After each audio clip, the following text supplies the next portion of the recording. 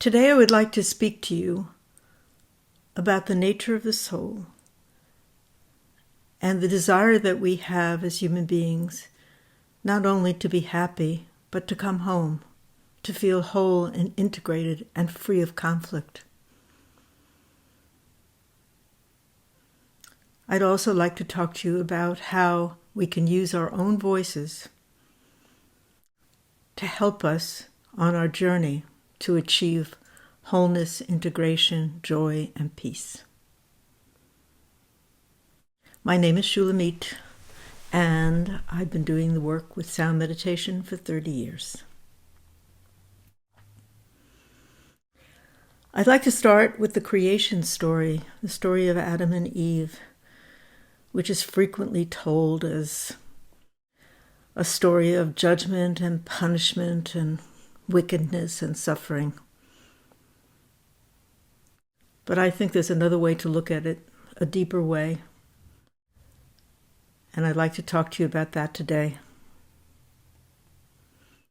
In the garden, there were two trees, the tree of knowledge of good and evil and the tree of life. Adam and Eve inhabited the tree of life, which was a place of joy and ease.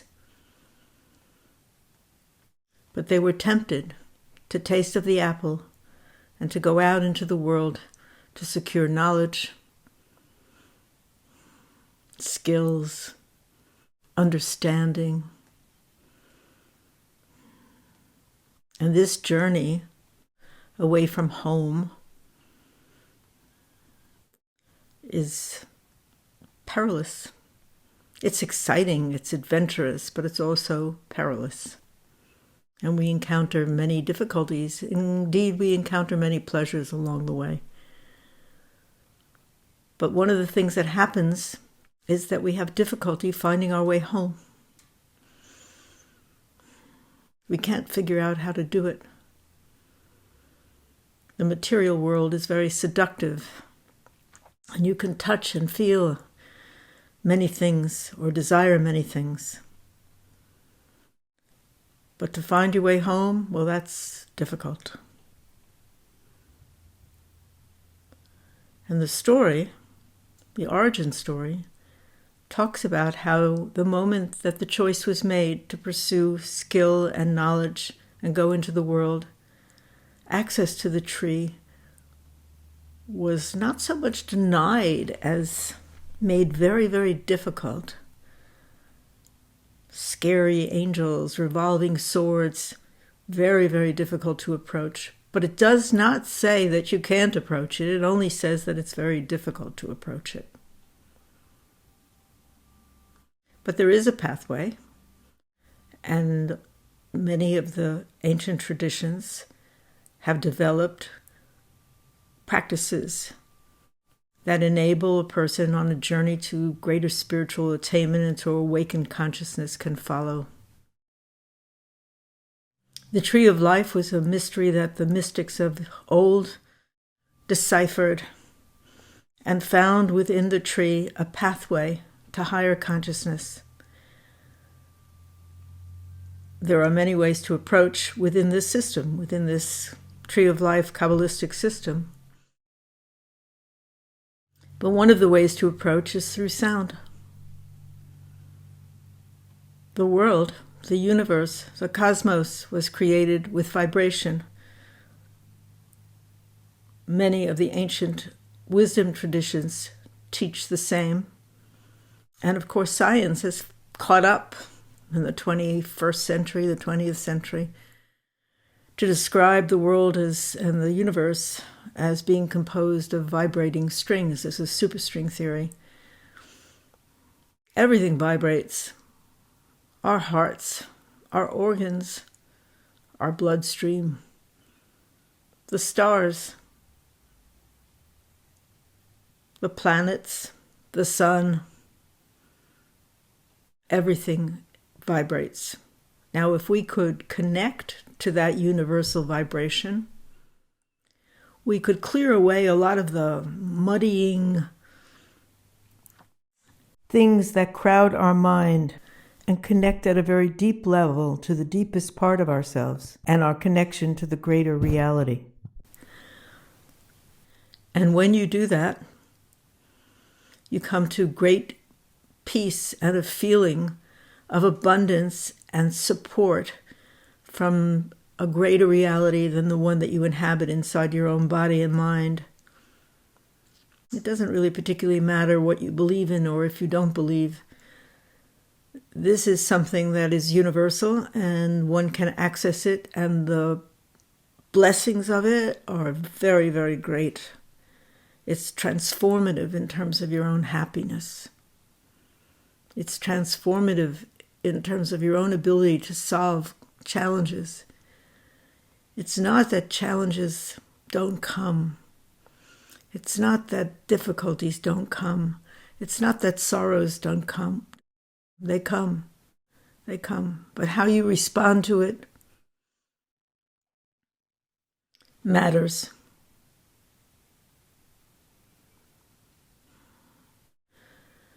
So there is a description of the soul, which I think, rather than say dogmatically this is the way it is, I would say this is a very good description and a very helpful description to think of the way that we are constructed. On one level, we're animals. We seek pleasure. We try to avoid pain. We seek food. We seek shelter. We seek security. We're like little squirrels, gathering acorns to store for the winter. And this can be quite enjoyable. Quite enjoyable. But life being what it is, we lose things. A doll breaks when we're children. A toy is lost. And when we're older, we lose relationships, friends, parents. Sometimes people die. And there's great sorrow in this loss. And we question, what is the meaning of life? What is the meaning of our lives? Why has this happened to us? And so on. But this suffering, and don't think that the suffering of a child whose doll is broken is a small thing. It's not. To them, it's really, really, really big. Really big.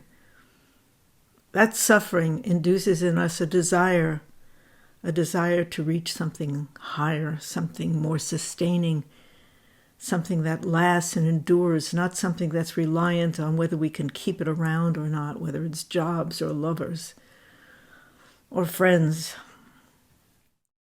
And when that desire occurs, we begin to stir yearnings inside of ourselves, yearnings that are matched by our higher self that wishes us to come into full consciousness. We begin to have dreams. Occasionally we have dreams that are not psychological in nature, that are clear to us that they come from another source. And these dreams can be transformative, but they also can be unsettling because they can require you or ask of you that you abandon the false things in your life. So it's not a simple process, right? It's a process that has a lot of discomfort and fear involved. But once you've activated it, you can't go back, actually. And these stirrings start, and you might begin to explore. You might begin to seek answers, and you might begin to study. But ultimately, the main study is the study of yourself.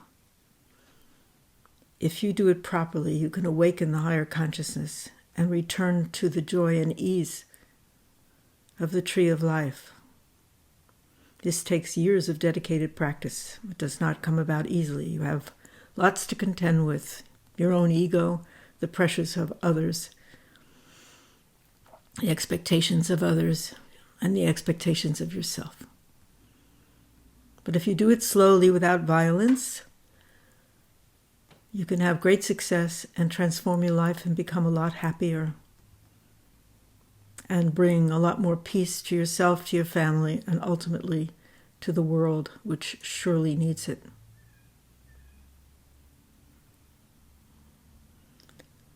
So essentially, you're turning from the tree of knowledge back to the tree of life and looking at the mysteries of it and trying to figure out how to climb it.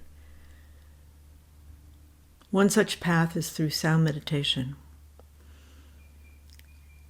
The ancients understood the power of vibration, and some of them studied sound, and I'm talking specifically now about vowel sounds, and how they could be applied to the mysteries of the tree of life, namely to the 10 emanations that are arrayed on the tree and are part of our nature. We carry within us multiple ambivalences. It's hard to be one person with a pull of the intellect and the emotion and the physical needs, sometimes completely at odds with each other. We have a right and a left side of our bodies, which are actually female and male. They are also contending with each other. It's very hard to integrate that into one person, and yet the sounds can take you there. So there's a sound for each emanation, which, when delivered with your own voice, which has consciousness in it, can bring rewards and clarity. And as you begin to clear the debris of your mind and the memories that have caused you so much pain, you begin to see an opening, a path for you to walk on. It's not that you are not made of your background and your memories. You are. But it can take a different place in your psyche. It doesn't have to be the main event. It could be a story which teaches you, and you can use your life as an instruction. So if the tree of knowledge represents conquest of the outer world, securing a living, securing the future of your family, being esteemed by your community, feeling satisfaction in your achievement, then the tree of life can be represented as the victory or the mastery of the self. So one is the mastery of the outer world, the other is mastery of the self. For many people, the mastery of the outer world takes precedence, mostly because of need. We need to secure ourselves physically, emotionally, so forth. But also because it's very exciting and interesting and fun. And we like to test ourselves against the world to achieve what we want. The mastery of the inner world is a completely different story because it has to take place quietly. It's not something particularly in our society that's esteemed, but boy, is it worth it. So for some, they spend part of their life in the pursuit of the outer world and the outer treasures, the golden prizes. And then at a certain age,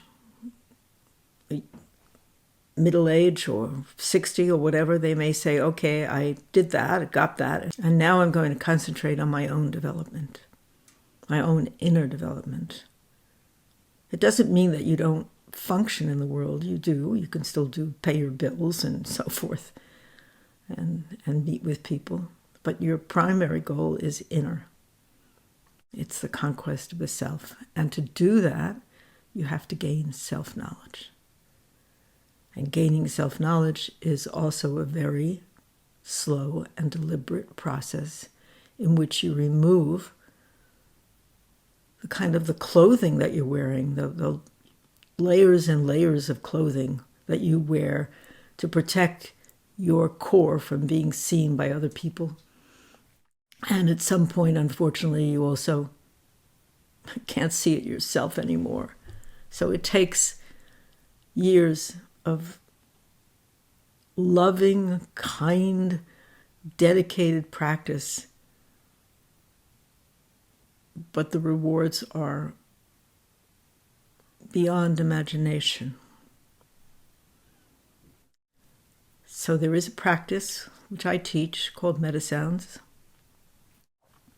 in which we take specific sounds and vocalize them ourselves with the power of our own voice, with the power of our own intention, to help to awaken us. The sounds have marvelous powers. They silence the mind without much effort. So if in fact you are doing other types of meditation, it's a good practice to start out with, because it quiets you and allows you to enter into a deeper state once you stop the sounding.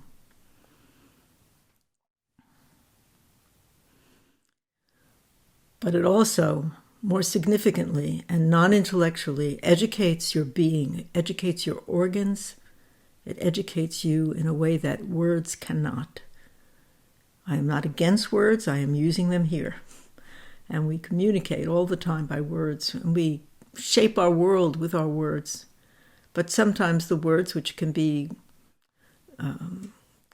comforting, loving, kindly, they can create a story that we can relate to about why we are the way we are, where we come from, and so forth. But ultimately, it also narrows our gaze, because it's giving you a description which you repeat over and over and over again, and which other people might also feed back to you, which has nothing necessarily to do with your core, with the meaning of your life, and what is going to bring you to a higher state of consciousness. So there are 10 sounds in this system. I use 8 for reasons that I'll explain later. I use them in combination with one another to produce certain effects. Some of these effects are practical. How to realize a dream. How to get a sense of what direction you should move in. How to balance your need to love with your judgment, which can sometimes be very harsh. How you come to center so you can sleep. All of these are precursors for an ascent. And the other really significant precursor is that you must behave decently, not try to be necessarily perfect, but to follow the rules, and you know what they are. If you use the sounds diligently, daily, in a meditative practice, you will begin to notice a change in your life. It will happen at first quietly, and you'll see a difference in 3 months or so. But over time, it increases and deepens and increases and deepens, and it's a beautiful thing. It's a beautiful thing. And because it's so hard, you can take great satisfaction that you are pursuing something that matters. This is a path that opens you up to great generosity and kindness to others. It helps soothe you, but it helps soothe the world. And Lord knows we need it. So in the following videos, I will be teaching a few of the sounds. One for compassion, which actually changes the quality of your life rather radically and brings you much greater joy. That's the one that we will be doing next week. Thank you and blessings.